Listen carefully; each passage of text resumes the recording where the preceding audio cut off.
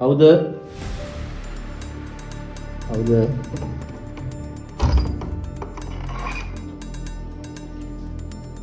ඔබතුමා ප්‍රශාමරසිංහ? ඔව්. ඔබතුමා ගැන පොඩි කැමිල්ලක් ලැබලා තියෙනවා පොලිසියට. ඒක සම්බන්ධයෙන් දැනගන්න ආවේ. මොකක්ද? මේක රාකෝස උසස් පෙළ මේ ආර්ථික විද්‍යා ප්‍රශ්න පත්‍රයේ ඔබතුමා අනුමාන වගේ දීලා තිබුණා. දුන්නා.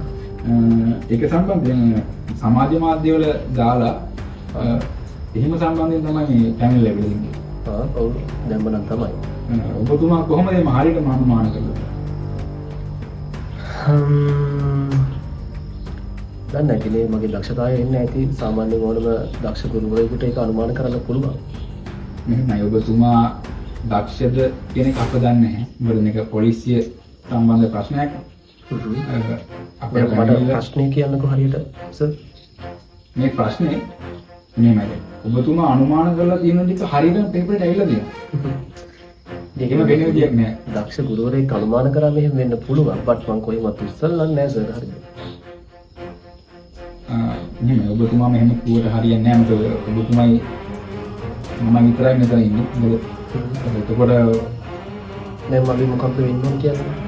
ඔබතුමා හෙට උදේට ඇවිල්ලා පොලිසියට මේ කඩ උත්තරයක් දෙන්න අපට. ඒත් සර් ඉතින් මම මේක කොහෙන්වත් උත්සල ගත්ත දෙයක් නෙවෙයිනේ. මම අනුමාන කරා මගේ ළමයි වෙනුවෙන් සහ ලංකාවේ ළමයි වෙනුවෙන් මම අනුමාන කරලා දැම්මා. ඒක මං අනේ මම සර් කොහෙන්වත් අරගෙන නෙවෙයි ඉතින්. ඒක මට කියලා වැඩක් නෑ මහත්මයා. ඒක ඔබතුමා හෙට පොලිසියට ඇවිල්ලා කට උත්තරෙන් දෙන්න. මේක දැනුවත් කිරීම මගේ යුතුකම. කට උත්තර දෙන එකත් ඔබතුමාගේ යුතුකම. හරි මම එන්නම්කෝ.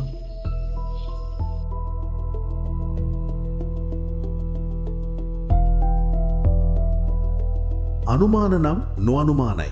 ඉකෝන් වලට නම් හර්ෂ සර්ම තමයි.